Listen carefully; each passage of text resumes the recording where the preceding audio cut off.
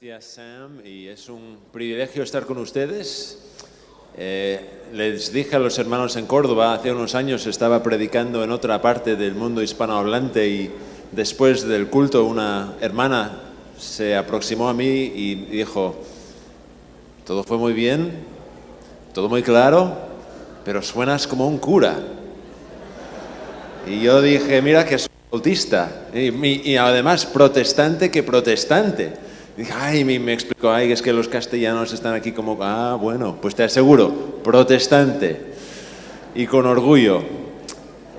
Y no les quiero desanimar, pero no voy a darles una predicación expositiva.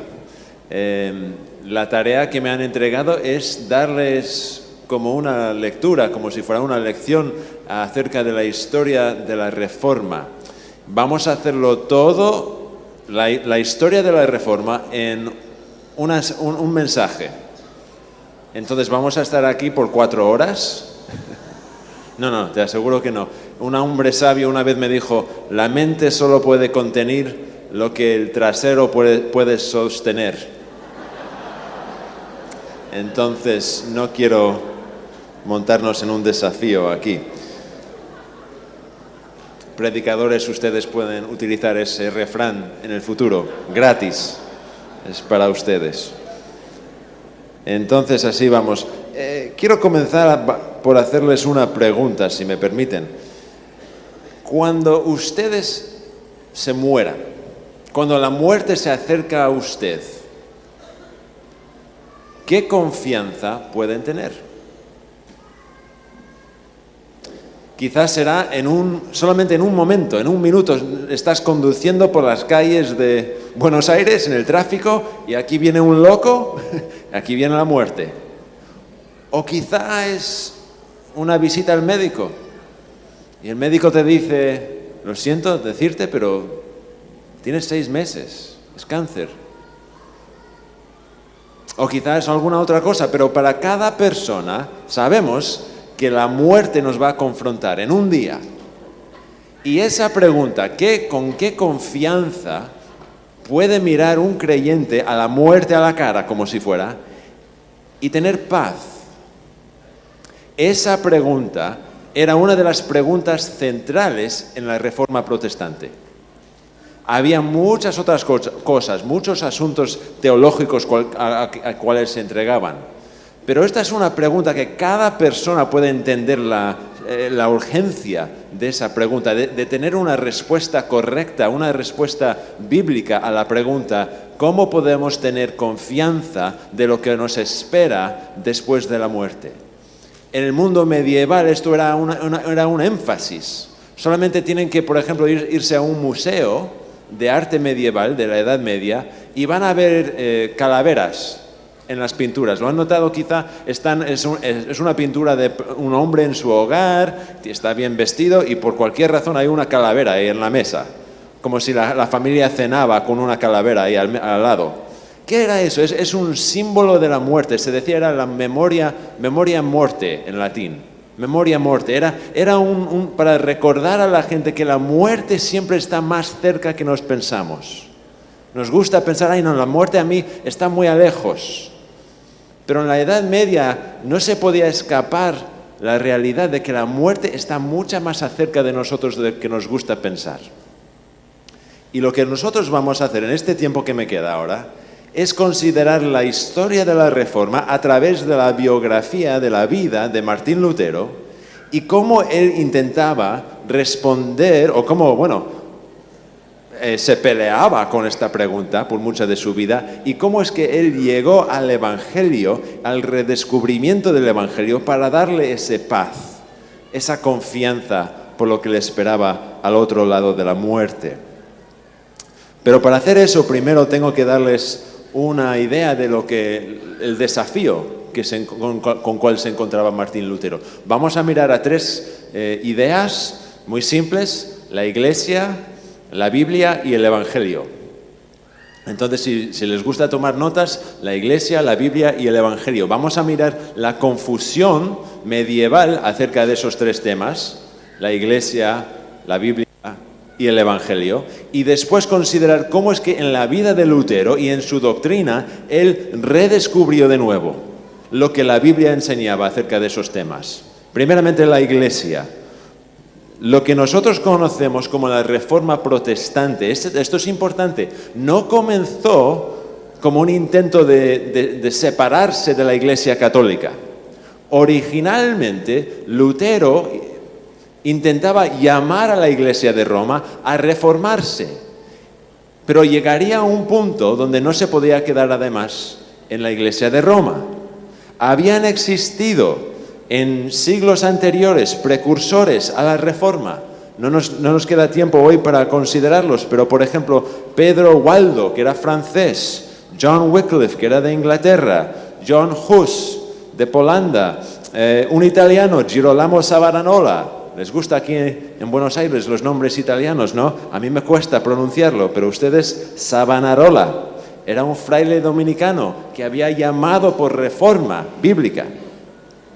Pero ¿qué ocurrió? Había corrupción y escándalo en la iglesia medieval. Corrupción y escándalo. Por ejemplo,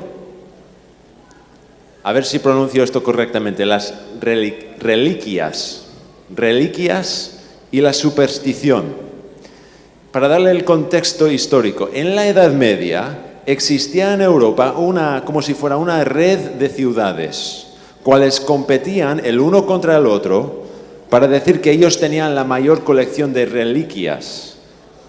¿Qué eran las reliquias? Eran, por ejemplo, el dedo de un santo, o un trozo de la cruz de Cristo, o algo de la leche de la Virgen, o algo así, alguna locura, pero cada ciudad decía que ellos tenían más que el otro.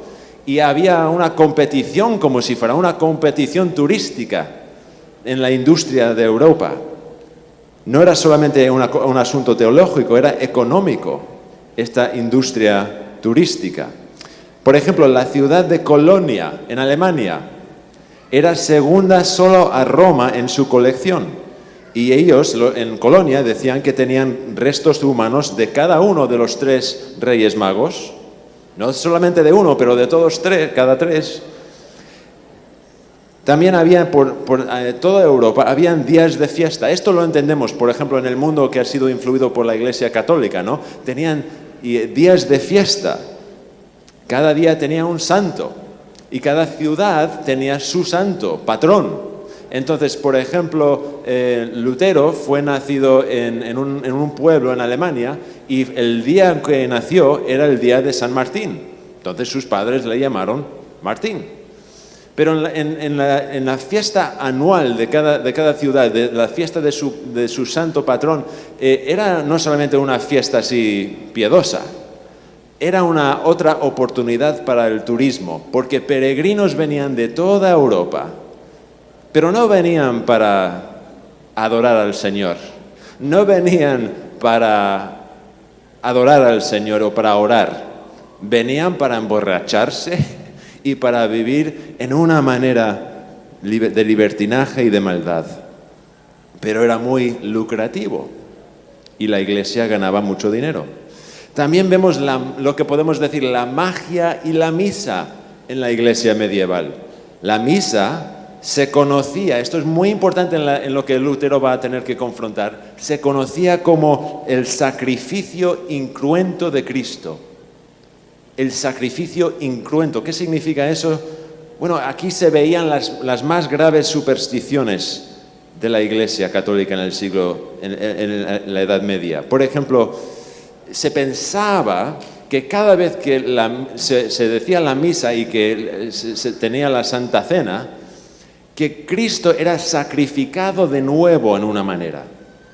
Un sacrificio ofrecido de la Iglesia a Dios por medio de los sacerdotes o los curas, un sacrificio ofrecido por los pecados del pueblo de Dios, ofrecido por el pueblo de Dios, por sus pecados a Dios.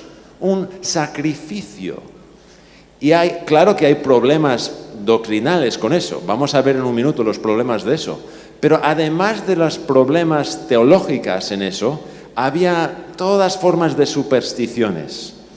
Por ejemplo, uno podía pedir una misa para curarle de enfermedades. Pagabas dinero a la iglesia y ellos iban a decir una misa para ti, para que te sientes mejor. Y de todos tipos de enfermedades. Se decían también, se podían pedir que van a decir misas en series de 3 o de 7. 3, porque claro, es el número de la Trinidad. 7 es el número de perfección. Entonces, ¿qué más vale 3 misas que 1? Además, ¿qué más vale 7? Más que 3 o 1. Todas formas de superstición. Y aunque la Iglesia Católica la prohibía, a veces personas pedían una misa para resultar en la muerte de otra persona. Imagínate. Todas formas de superstición. Y al centro de toda esta superstición era la doctrina de transubstanciación. A ver si lo puedo pronunciar. Gracias, me han ayudado. Esta doctrina insistía, y hasta hoy la Iglesia Católica todavía insiste, que el pan y el vino se transformaban en sustancia al cuerpo y a la sangre de Cristo. En ese momento, en la misa, si ustedes se criaron en la Iglesia Católica, si fueron a la misa, quizás se recuerdan, cuando el cura levanta la hostia, levanta la copa y hay una ¿cómo se dice? Bell. ¿Tímpano? Una campana. Y se escucha ¡ping! ¿Le gusta? En ese momento, dice la Iglesia, no solamente es pan, no solamente es vino, ahora es pan y cuerpo. Carne, es vino y sangre. En ese momento, si algunos se criaron en la iglesia, imagínate, os recuerden ese momento, qué poder que tiene el cura, qué poder que tiene, que puede convertir a pan a carne, que puede convertir a vino a sangre. Y la doctrina esta de transustanciación decía que era al mismo tiempo pan que carne, al mismo tiempo vino que sangre. Y a causa de todo esto, la cena del Señor fue distorsionado y abusado, y fue convertido, verdaderamente convertido, en algo completamente irreconocible de lo que vemos en las Escrituras. La misa fue pensada por muchos como protección contra tipos de males, contra ceguera, por ejemplo, o inanición. Gracias. Aún hay ejemplos de esto, por ejemplo, de personas que llevaban a la hostia a la boca, pero no lo masticaban, pero se apresuraban a salir de la iglesia, volverse a casa y escupirlo en sus jardines para protegerlos de las orugas. Bueno, pero eso nos da risa quizá, pero es que tiene que pensar, si el cura dice, esto es el cuerpo, la carne de Cristo, la sangre de Cristo, y ellos dicen, bueno, que esto va a destruir las orugas, claro. La superstición estaba conectado con la doctrina falsa. Debemos ser entonces, hermanos, muy claros.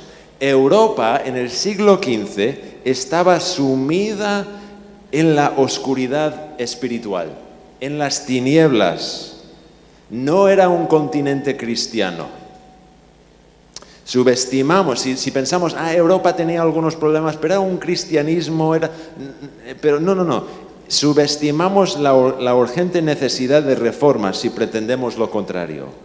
La Iglesia de Jesucristo, encargada de proclamar el Evangelio y edificar el pueblo de Dios, había sido entregada a un falso evangelio y a todas formas de superstición y corrupción. Así que, en esto de la Iglesia, cuando llegamos al personaje de Lutero, no estamos hablando de un hombre afuera de ese contexto. Lutero nació en esa cultura, Lutero se crió en esa iglesia, él conocía esa situación. Nació en Alemania en noviembre de 1483 y Martín Lutero era de una familia razonablemente cómoda. Su padre se llamaba Hans, había ganado algo de dinero en operaciones mineras. Y como hacen los padres, Hans tenía planes para su hijo. Como los padres tienen planes que sus hijos van a hacer cosas más grandes que ellos han hecho, ¿no? Los padres siempre tienen deseos de esa forma. Y inicialmente mandó a Martín a estudiar a ser abogado. Fue muy buen estudiante, pero es interesante, Martín solo se quedó en su estudio de la ley por un mes. Y los historiadores no sabemos completamente qué ocurrió, pero Martín después en su vida contó una historia que se había vuelto a casa a visitar a su familia y en ruta a volver a casa había una tormenta y relámpagos, ¿no? Era una tormenta muy grande y tenía miedo por su vida, pensaba que iba a morir. Recuerden la pregunta que les pregunté. Cuando piensas, hay una gran posibilidad de que yo no voy a llegar a casa vivo. ¿Y qué va a ocurrir a mi alma? ¿Qué me espera al otro lado de la muerte? En ese momento, como un joven, un hombre quizá de 21 o 22 años, Lutero ora a Santa Ana. Ana, se decía, era la santa patrona de mineros. Y dice, sálvame Ana y seré un monje. Pues fíjate, llegó a casa. Ahora hay que dar cuentas. Y dice, papá, tengo un cambio de carrera, voy a ser monje. Y parece que Hans, su padre, no le gustaban esas noticias, estaba muy enfadado. Pero por cualquier razón, Martín no se desvió, se fue al monasterio en Erfurt, en Alemania. Y hay historias que cuenta, sus amigos pensaban todos, no lo va a hacer, va a llegar el día para inscribirse en el monasterio y no lo va a hacer. Y le llevaron, esa mañana le llevaron al monasterio y todos estaban sorprendidos. Sinceramente, va a hacer esto. Y entró por el monasterio, cerraron la puerta y todos así se volvieron a casa. Y cuando Lutero llegó al monasterio, decía que si alguna persona hubiera podido ser salvado por ser monje, era él. Él era un hombre devoto, en una manera casi que nosotros no podemos imaginar. Oraba, ayunaba, trabajaba. Y sin embargo, al hacer todo esto en el monasterio ahí en Erfurt, fue más y más consciente de su pecado. Hacía buenas obras, asistía a la misa, oraba a los santos, confesaba sus pecados a sus superiores. Su superior era un hombre que se llamaba Johann Staupitz. ¿No te gustan los nombres alemanes? Johann Staupitz. Y él iba a Staupitz regularmente, muchas veces por el día, para confesar sus pecados. Y si usted, quizá algunos son como Lutero, él iba a confesar un pecado, una cosa, quizá una mentira. Y después volvía y decía, pero no era solamente la mentira, ahí había un nivel de pecado debajo de la mentira en mi corazón. Había una motivación falsa, pecaminosa, que me motivó a decir la mentira, ¿sabes? Era como un minero del pecado, llegando al fondo. Y nunca llegaba, siempre había otro nivel más abajo de pecado. Y después al fin del día se llevaba a la cama y decía, hoy mira, quizás se me olvidó algo. ¿Se me ha olvidado confesar algún pecado? ¿Se me ha escapado algo? Y no tenía paz. Recuerden, en la Edad Media, cuando tú te vas a dormir, no tienes confianza que vas a despertar. No es la vida moderna, aquí te sientes mal y te tomas una aspirina. No, si tú te sientes mal, quizá vas a morir. ¿Tienes fiebre? Bueno, que te vaya bien, pero quizá no te vemos en la mañana. Y si tú piensas, si se me ha olvidado confesar un pecado, ¿qué me espera si muero? Bueno, Staupitz, quizá era sabiduría, quizá no, pero él pensaba, esto es un hombre joven, necesita una distracción. Y le dijo, lo que vamos a hacer, te vamos a mandar a hacer una peregrinación, se dice, ¿no? Peregrinación a Roma. Vas a tomar el camino de Alemania a Roma como un peregrino. Y esto te va a dar ánimo, como un creyente, ¿no? Como un monje católico. Esto te va a ayudar. Y tuvo el resultado opuesto. Lutero se fue con otro colega, otro monje, y llegó a Roma, Y lo que él vio no le animó, pero fue un desastre. Veía toda la superstición de la iglesia, veía el lujo y las riquezas de la iglesia, mientras que los ciudadanos ahí en Roma estaban sufriendo en su pobreza. Veía el escándalo moral de los sacerdotes y los curas y los obispos que decían que iban a vivir en una manera de rectitud, pero tenían muchas mujeres así por el lado y todos tipos de cosas. Y se volvió a casa, se volvió al monasterio en Alemania muy desanimado. Si esto es Roma, el centro de la iglesia, la ciudad santa como si fuera, y ese tipo de maldad, ¿qué significa? Entonces el plan de Staupitz no funcionó. Después de unos años más, todavía continuaba de esta manera y Staupitz dijo, mira, lo que vamos a hacer, te vamos a mandar al seminario. Esto no es un buen plan, por favor, pastores. Si tenéis un joven en su iglesia que tiene este desafío, no lo mandes al seminario para averiguárselo. Pero Staupitz dijo, te vamos a mandar a estudiar teología. Vas a hacerte un profesor de teología. Y se fue. Bueno, en un momento vamos a regresar a qué ocurrió en su alma, qué ocurrió en su corazón. Pero era durante este tiempo, cuando él estaba en la universidad en Wittenbergo, varios años después, Lutero se encontró ahí en Wittenbergo, sirviendo ahora como un pastor, un cura y enseñando teología en la universidad. Y ahora, en este tiempo, el Papa era León X. Él tenía intenciones para construir una catedral muy, muy grande en Roma, la cual sería nombrada en honor a San Pedro. Quizá la conocen, todavía está ahí hoy. Y además de eso tenía planes para una parte de la catedral y él quería contratar a un artista para pintar encima, en el techo, ¿se dice? ¿Por ahí arriba qué se llama eso? ¿El techo? Vale, gracias. Me siento muy animado por mi vocabulario. Quería contratar a un artista que se llamaba Miguel Ángelo. ¿Se recuerdan de este tipo? Bueno, les aseguro, no era barato. Uno de los maestros del arte medieval, ¿no? Entonces, León tenía un problema, el Papa tenía un problema. Tenía estos grandes planes de arquitectura y de arte, pero no tenía dinero. Entonces, él necesita dinero. Al mismo tiempo, un miembro de la nobilidad alemana, se llamaba Albrecht of Mainz, era de la zona donde Lutero vivía, en hecho.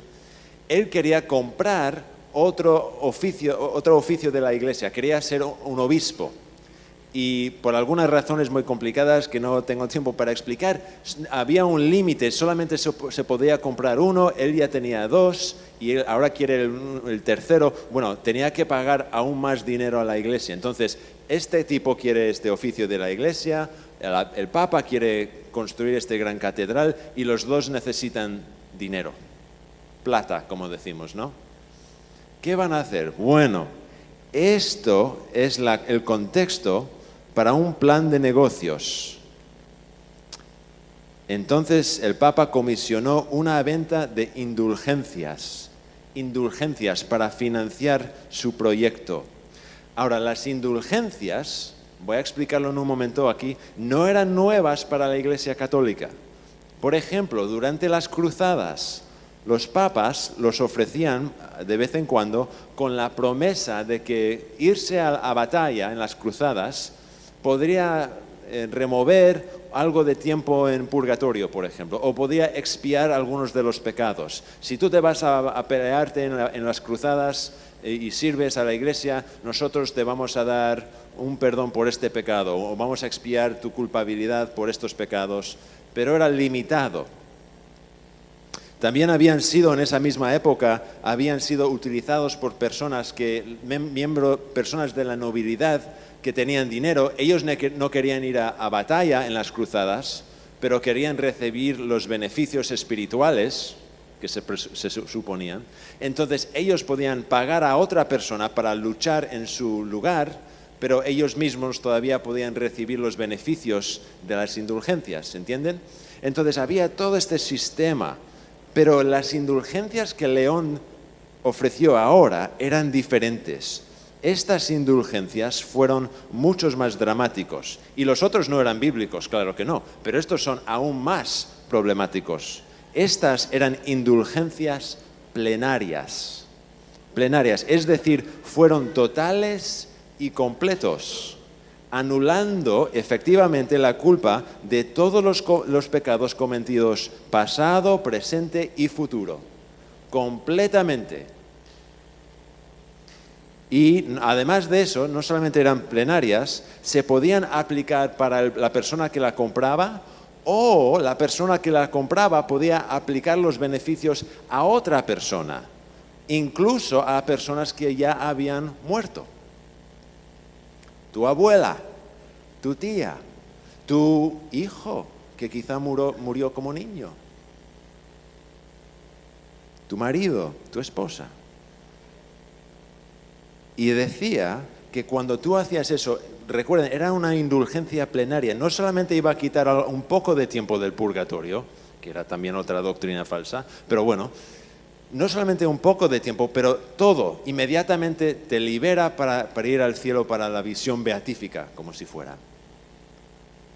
¿Y qué significaba esto? Lutero lo miraba y entendía, esto en efecto decía que el arrepentimiento ahora se podía comprar. Se podía comprar arrepentimiento. Así que el Papa contrató a un vendedor muy hábil para manejar el marketing, como decimos en inglés, la publicidad. Era un alemán también, Johann Tetzel. Era un monje también y era un muy famoso vendedor de indulgencias. Y fue por toda Europa, incluso por Alemania, especialmente por Alemania, vendiendo estas indulgencias. Entonces, imagínese el contexto, en quizá una ciudad no tan grande como Buenos Aires, pero una ciudad en Alemania. Y es por la tarde como ahora, y estamos todos reunidos en la plaza central de la ciudad. Toda la ciudad ahí juntos, escuchando a Tetzel. Y él comienza a ofrecer estas indulgencias como una venta, pero es por tiempo limitado, porque mañana él se va a la próxima ciudad. Entonces, tienen que escuchar hoy, porque mañana no van a tener esta oportunidad. Y él preguntaba así, ¿es usted un padre? ¿Es usted un padre? Piensa por ahora de tu hija, esa preciosa que murió a los 4 años. ¿Eres usted un hombre o mujer adulto? ¿Has sido enviudado? Piensa de tu esposa, que ahora mismo está en purgatorio, que la amas, ¿no?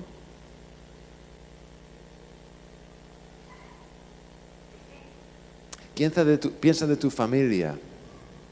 Piensa de los que quieres que han muerto. ¿Y tú te vas a quedar con algo de dinero en el bolsillo? ¿No les amas? ¿No les quieres? Les estoy ofreciendo esta noche, por un tiempo limitado, la oportunidad de demostrar tu amor por tu familia, por tu madre, por tu hija, por tu hijo, por tu esposa.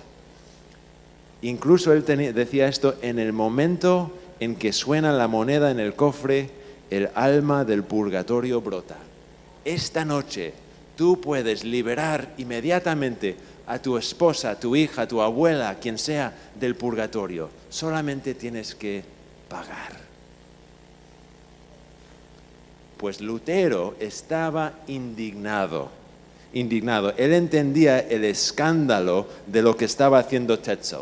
Y fue a causa de eso, Tetzel no había llegado a Wittenbergo, pero tenía planes para venir. Estaba así al lado, en la ciudad al lado.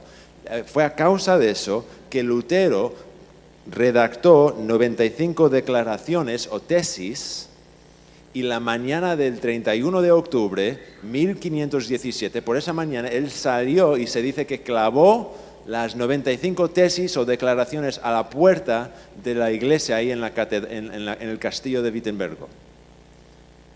Y el primer tesis era que la vida entera de un creyente es una vida de arrepentimiento.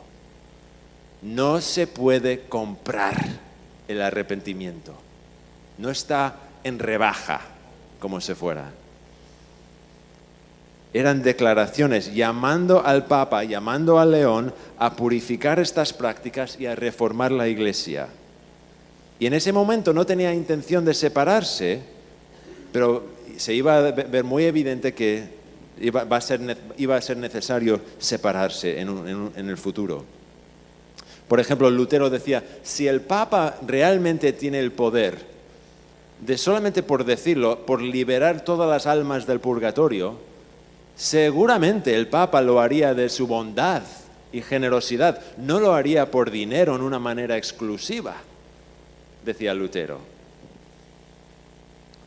Bueno, por los años siguientes Lutero continuó a escribir y llamar por reforma.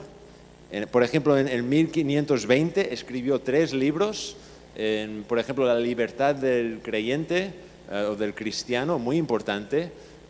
Otros libros con títulos muy largos en alemán, aún más largos en inglés, y no los voy a traducir ahora en español, pero 3 libros muy importantes. Y, por ejemplo, una de las cosas que notamos en el año 1520, Lutero comienza a ver que la Iglesia Católica en sus prácticas no se comportaba a las Escrituras.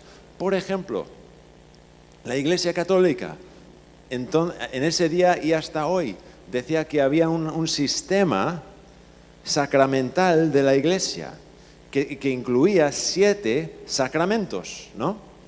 Lutero leía su Biblia y decía, yo veo 2.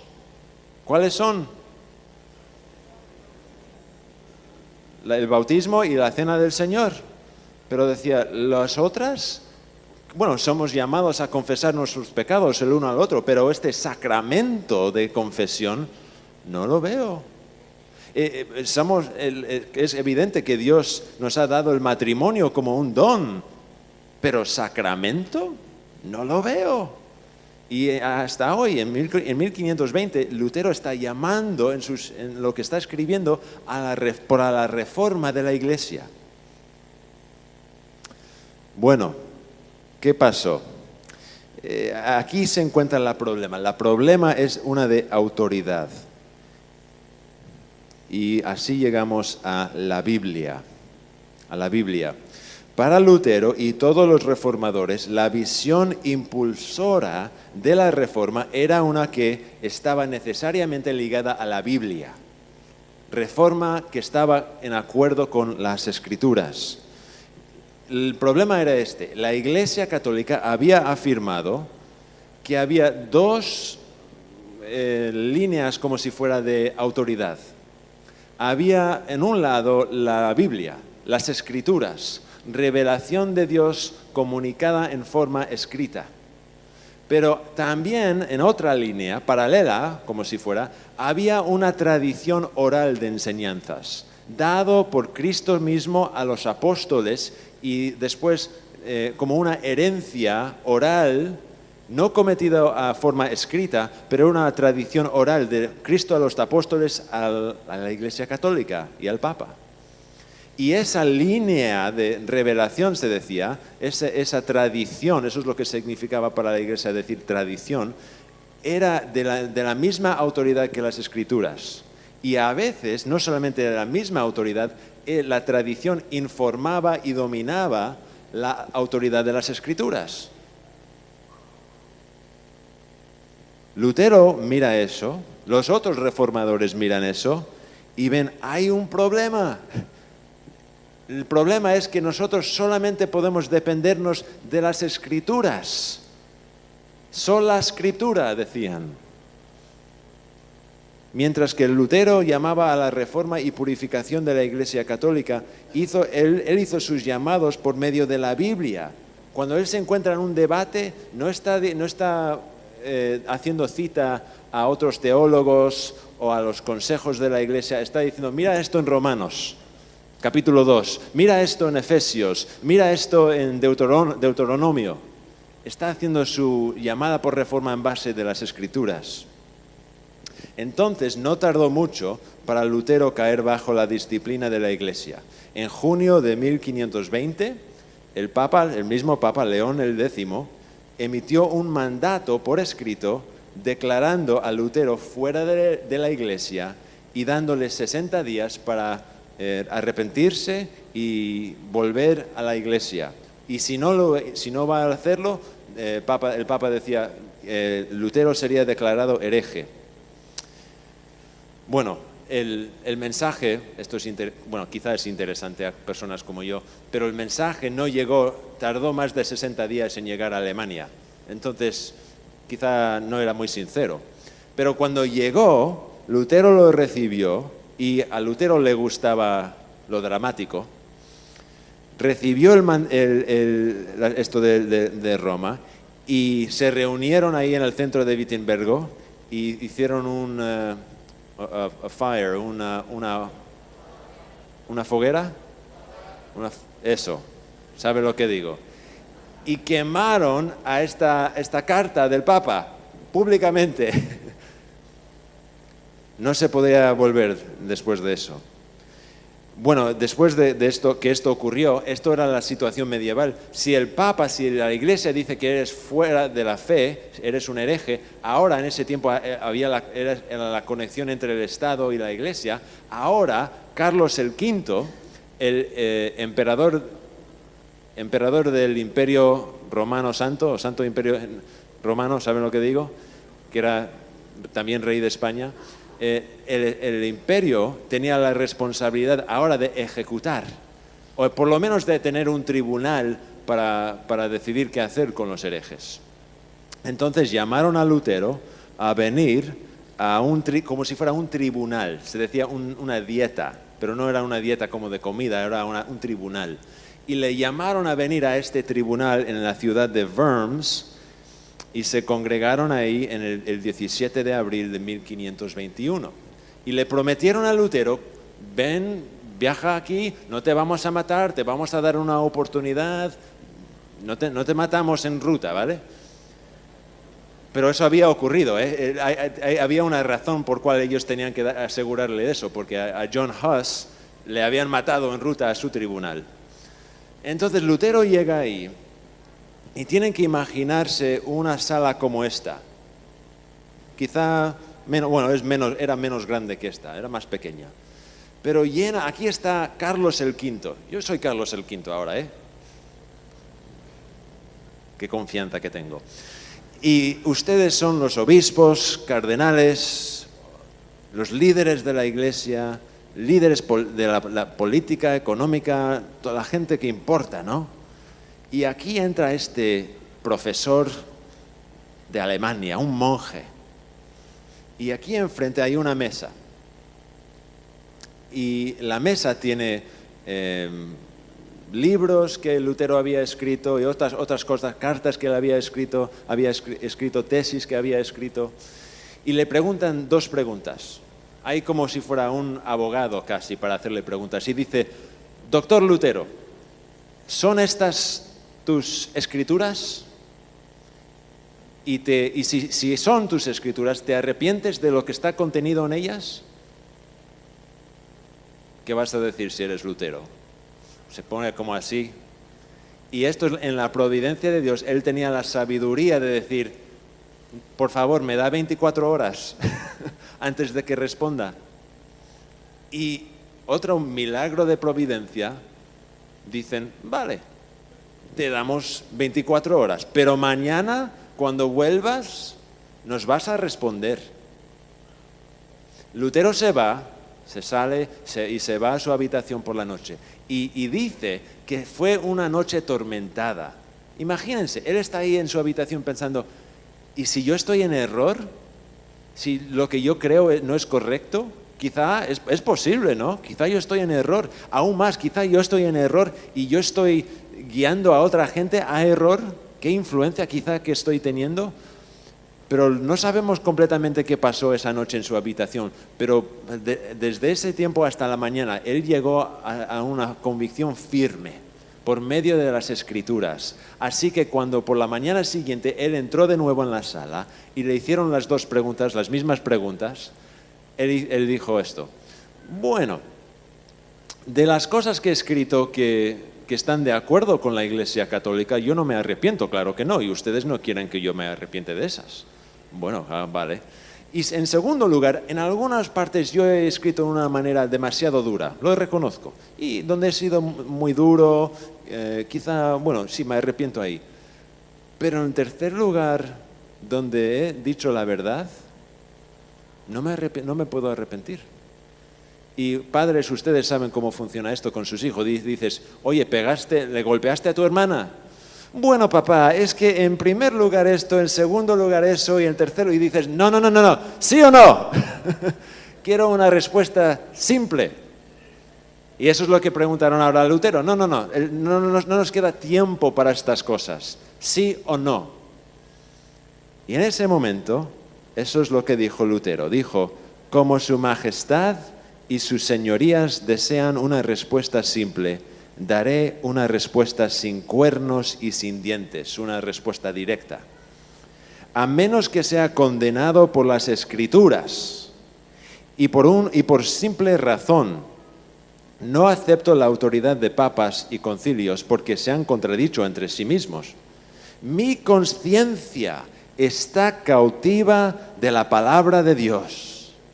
No puedo y no me retractaré de nada, porque irme contra la conciencia no es ni correcto ni seguro. Dios ayúdame. Amén. Eso es valor, hermanos. Estaba de pie enfrente del hombre más poderoso del mundo, Carlos V, y dice, no puedo. Mi conciencia está cautiva a la palabra de Dios. Lutero había llegado a reconocer que Dios nos ha hablado en una manera clara, verdadera y con autoridad por medio de la Biblia. Bueno, ¿qué pasó? Después de eso Lutero se fue, le dejaron ir, y el príncipe de su región, de su territorio, le protegió en un castillo. Durante ese tiempo él tradujo la Biblia de latín a alemán, y hasta hoy la Biblia de Lutero todavía se lee mucho. Pero quiero llevarnos al tercer lugar, a esto del Evangelio, porque esto es quizá en el tiempo que nos queda lo más importante para considerar. ¿Qué era primeramente la confusión medieval acerca del Evangelio? Al comienzo del siglo XVI, la teología católica era dominado por un modelo que insistía que la gracia era cooperativa o colaborativa. ¿Qué significa? Que poco a poco la vida de un creyente es la vida de colaborar con Dios. Que por ejemplo, tú tienes que dar el primer paso, pero Dios te mira y Él te ayuda a caminar un poco más en la vida cristiana. Y desde el comienzo hasta el fin. Voy a explicarlo un poco más. Había departado del testimonio de la Biblia y doctrina ortodoxa, específicamente en cuanto a la condición humana, a la gracia de Dios y la obra de justificación. La Iglesia Católica enseñaba que una persona era regenerado en ¿qué? Les voy a preguntar. Soy el profesor de historia, ahora así enseño a mis alumnos en la universidad. En la Iglesia Católica, ¿dónde es una persona regenerada? En el bautismo, de niño, ¿no?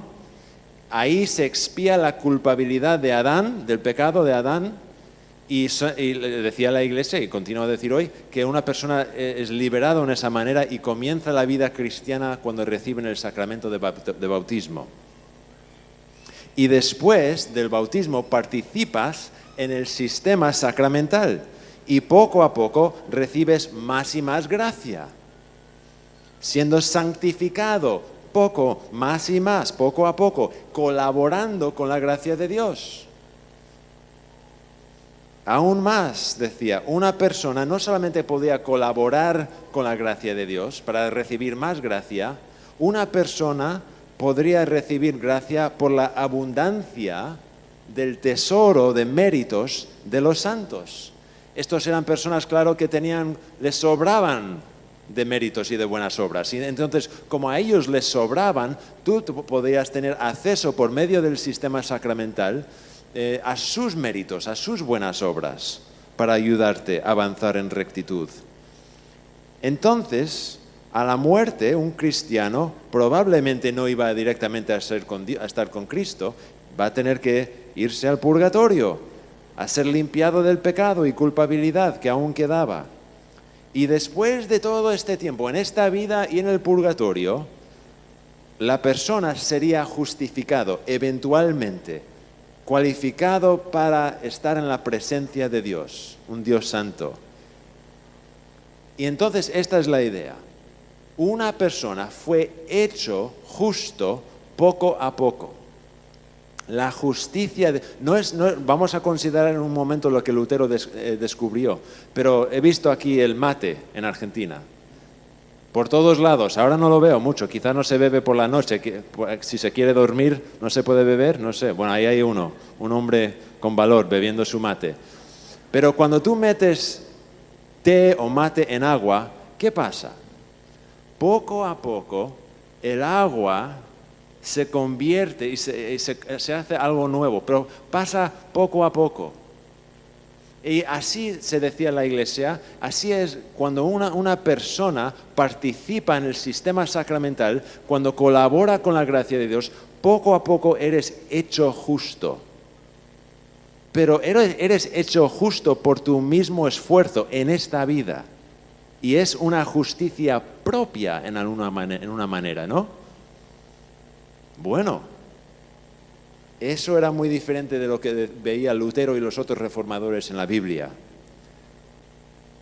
Esto presupone algunas dificultades, esto presupone algunas cosas en cuanto a la habilidad del hombre. Para avanzar en el sistema, este sistema sacramental, y eventualmente ser justificado, uno tenía que colaborar con la gracia de Dios. Entonces eso presupone que las personas naturalmente desean y tienen la habilidad para participar en el sistema y para colaborar con la gracia de Dios. La teología medieval dudaba que el pecado había destruido nuestra voluntad. Decía, no, tú no eres tan mal. Tú tienes la habilidad de sinceramente desear a Dios, de colaborar con su gracia. Has sido afectado por el pecado, pero no destruido por el pecado.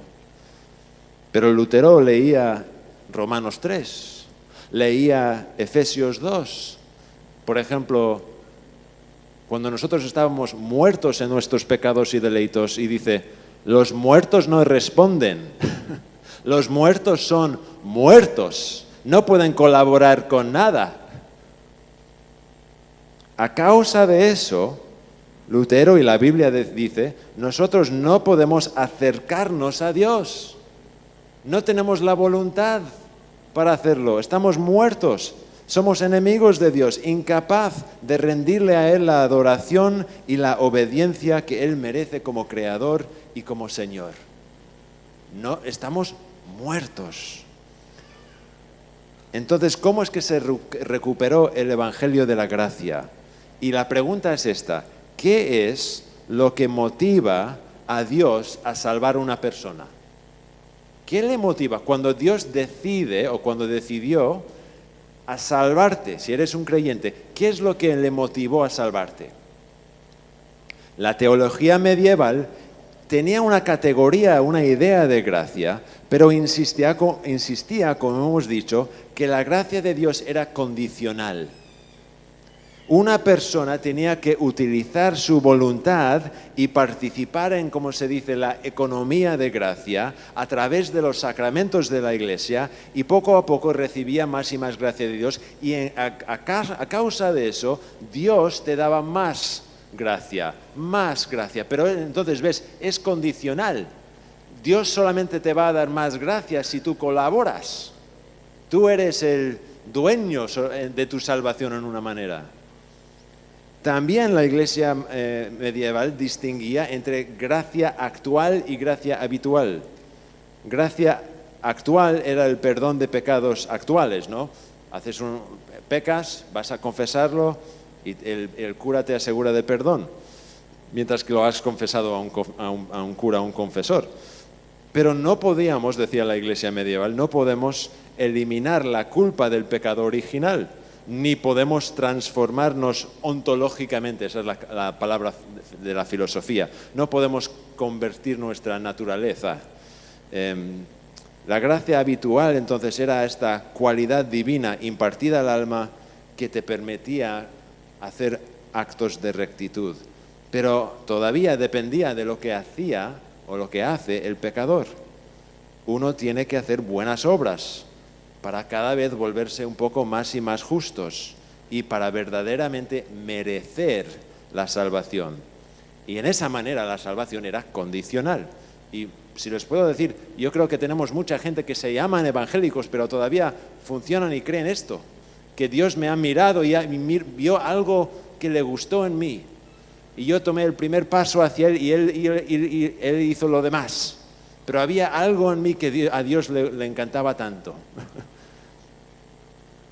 Pero los reformadores recuperaron lo que la Biblia enseña, que la gracia salvadora de Dios es motivado completamente sin condición, que no hay nada en mí, no hay nada en tú que le motivó a Dios a salvarte menos que su gloria y su amor por pecadores.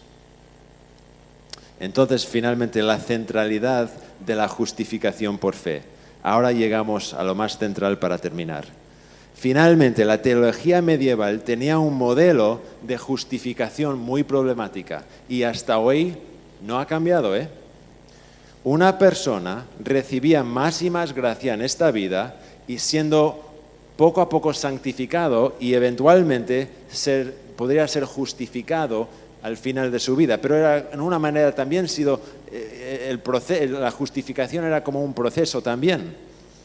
Pero Lutero entendía, esto es lo que él decía, que la justificación por fe, y solo por la fe, es el resumen de toda la doctrina cristiana, el artículo por el cual la Iglesia se para o cae. ¿Cómo es posible que un pecador, un enemigo de Dios, uno culpable, uno muerto en sus pecados, puede ser asegurado de la misericordia de Dios en el Evangelio? ¿Cómo es posible?, decía Lutero.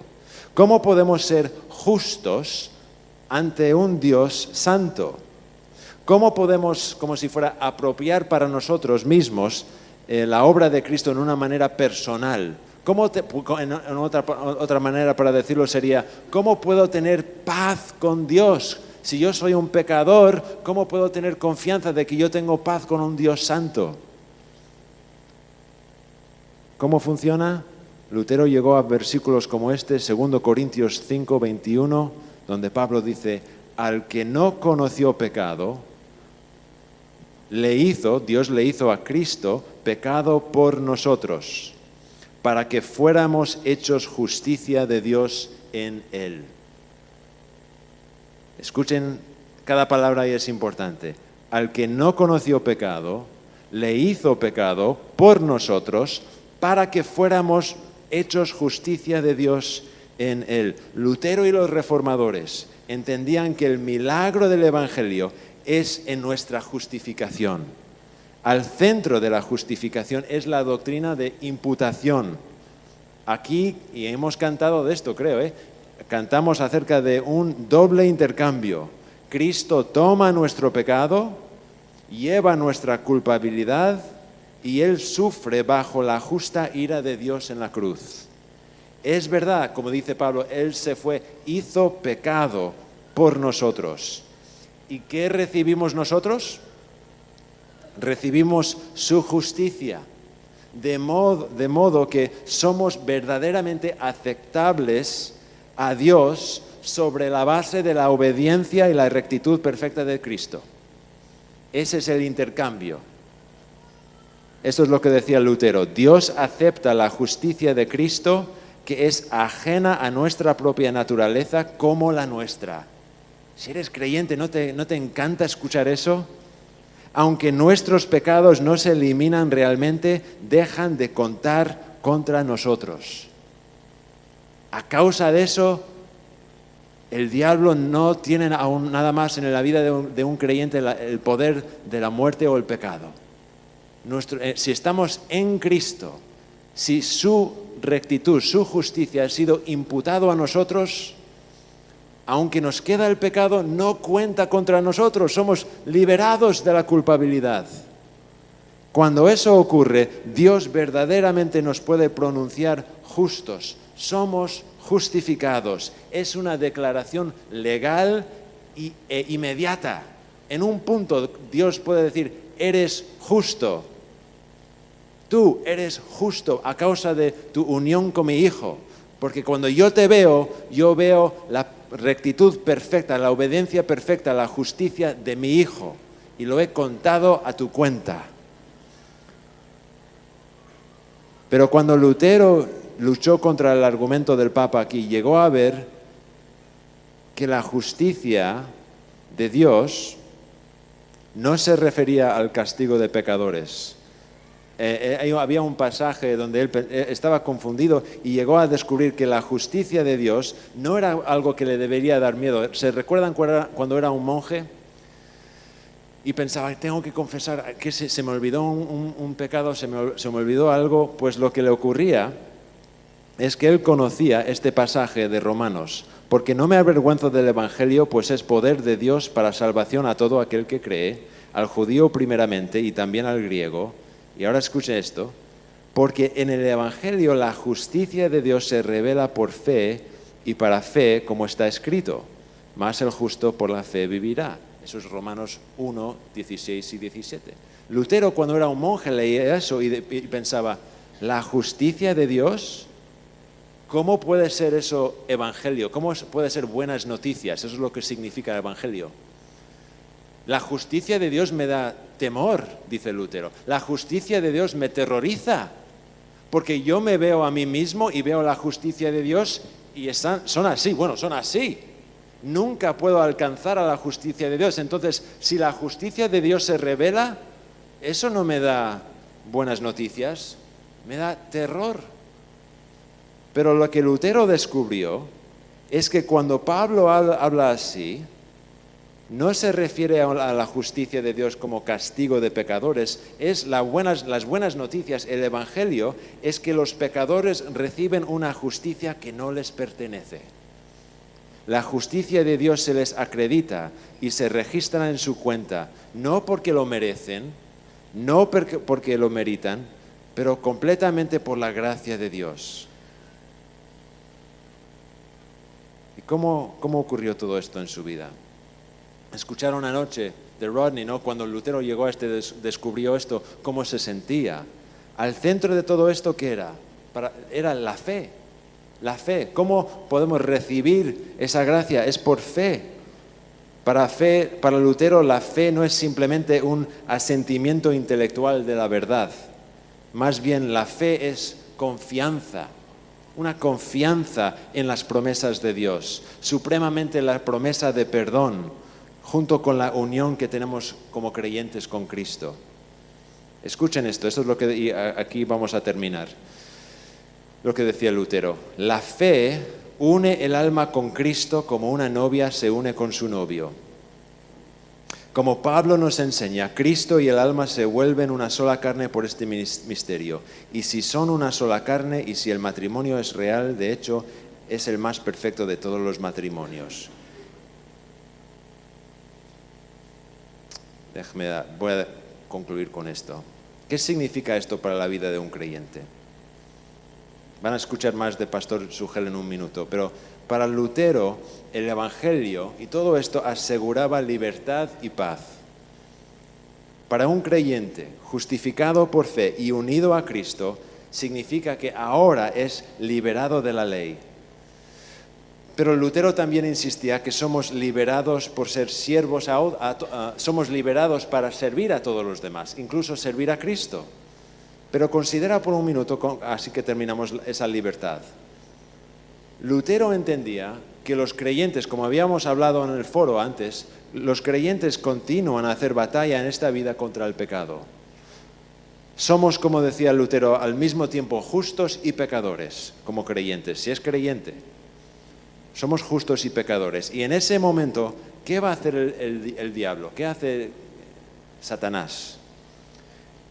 Él utiliza su poder a acusar, como han escuchado de Pastor Sugel antes, ¿no? Cuando usted peca, o quizá en la tentación incluso, si eres un creyente, el diablo no tiene ningún poder de pecado ni muerte, lo ha perdido a causa de la victoria de Cristo en la vida de un creyente. No tiene el poder de la muerte ni del pecado, pero solo lo que le queda es el poder para acusar. Y usted lo sabe si es creyente, lo ha conocido, es esa voz que le tenta a dudar la gracia de Dios. Es la voz que te dice, no importa lo que tú dices, tú sabes quién eras antes de ser cristiano. Toda esta gente aquí, ellos no te conocen como yo te conozco, pero yo sé las cosas que tú hacías antes de ser creyente.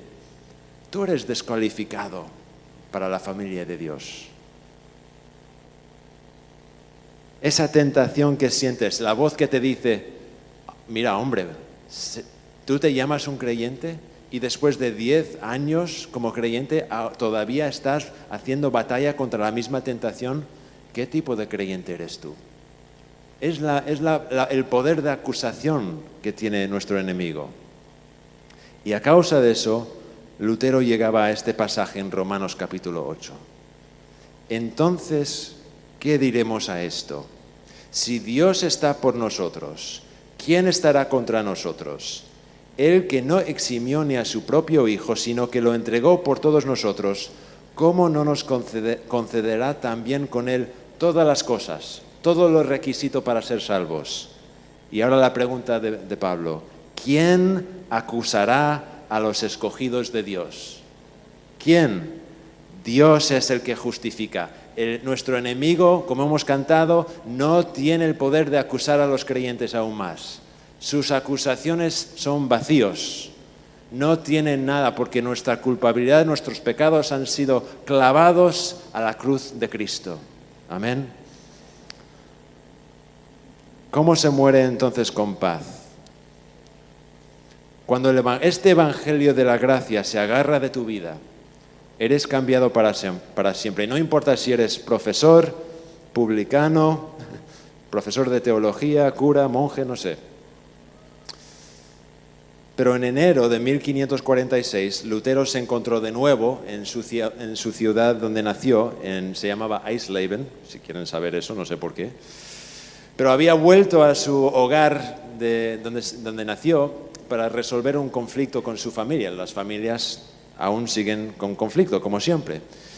Y le llamaron a Martín a volver a ayudar a asistir en resolver esto. Pero cuando estaba ahí de visita, se enfermó. Y muy rápido se notaba la gente que no iba a recuperar. Martín se iba a morir, la muerte estaba cerca. Así que se preparó para morir.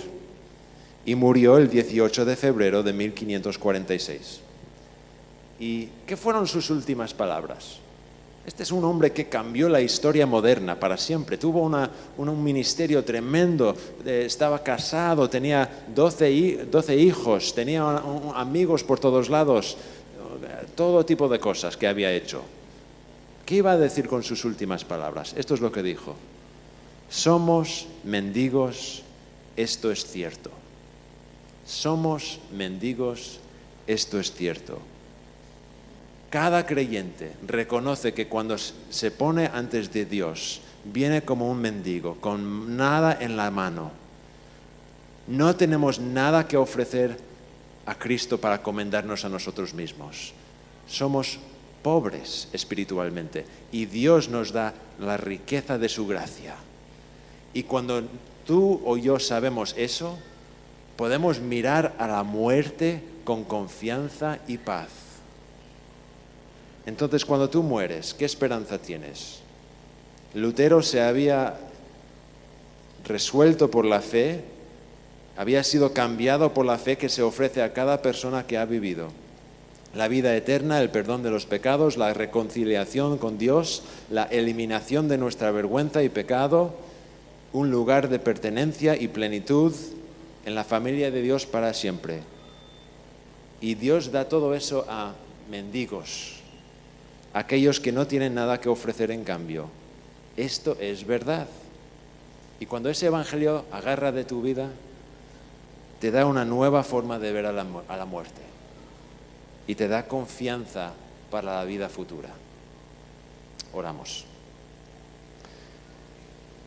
Señor, gracias por tu gracia, por tu misericordia a pecadores como nosotros. En Cristo somos mendigos.